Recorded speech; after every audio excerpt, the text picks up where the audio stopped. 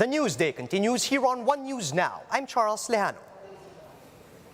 Cavite's 7th District Representative Boying Remulla accepts the offer to become the next Justice Secretary under the administration of Presumptive President Bongbong Marcos. To give us more details on this, we have the man himself, Congressman Remulla, joining us over the line. Good morning, Congressman. As we know, you have been re-elected for this 2022 elections. Let's start with some legal requirements. Are you now prepared to give up your seat in Congress pursuant to this appointment? We're going to try to circle back to Congressman Remulla again in a bit, but in the meantime,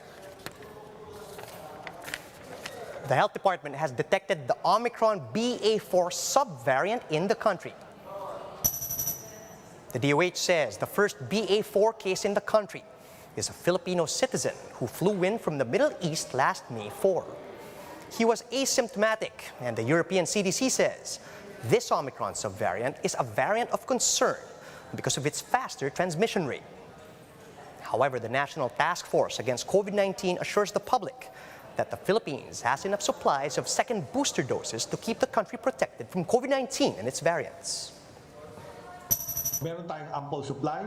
Importante lang ay magpa-second booster na yung ating mga kababayan. Tuloy-tuloy, no? Itong second booster shot natin, malaking bagay ito para magamit yung ating stock supply ng mga bakuna na almost 90 million pa yata ang available, no?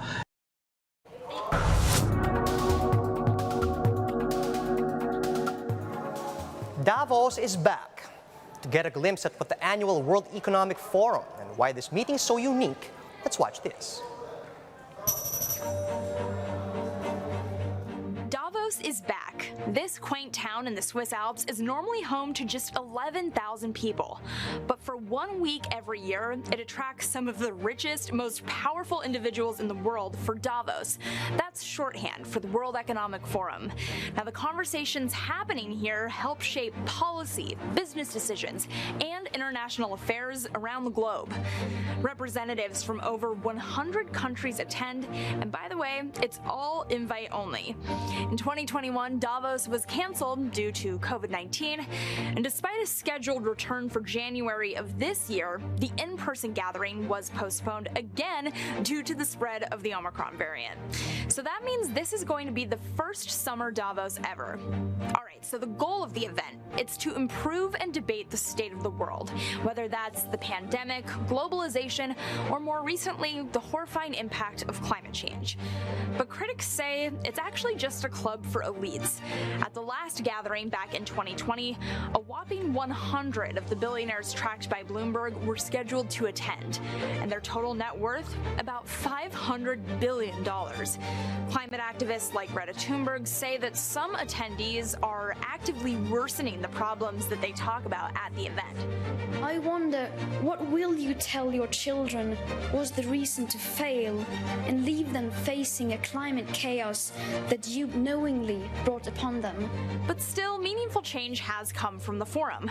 Several corporations pledged their climate action at Davos, and celebrities have used the event to launch their own charitable endeavors.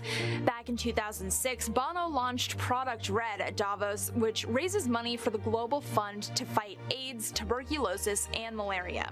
But the capitalist debate over the net effect of Davos was a big theme of 2020. That same year, Davos launched a manifesto with guidance for businesses on new ESG metrics. The hope was that some years later, where are leaders at with those goals? Follow our coverage right here on Quick Take for more updates. We are circling back now to Congressman Remulla, who is joining us on the line. Good morning, Congressman Remulla. Can you hear us? Yes, Charles. Good morning, Charles.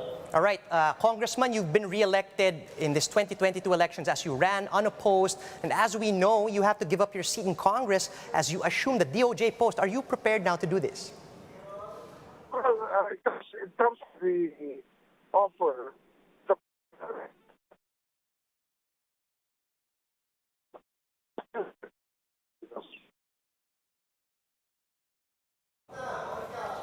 All right, we're going to try to circle back again later on today with the Congressman Remulla. Meanwhile, we'll be back with more stories after a quick break. Keep it here on One News.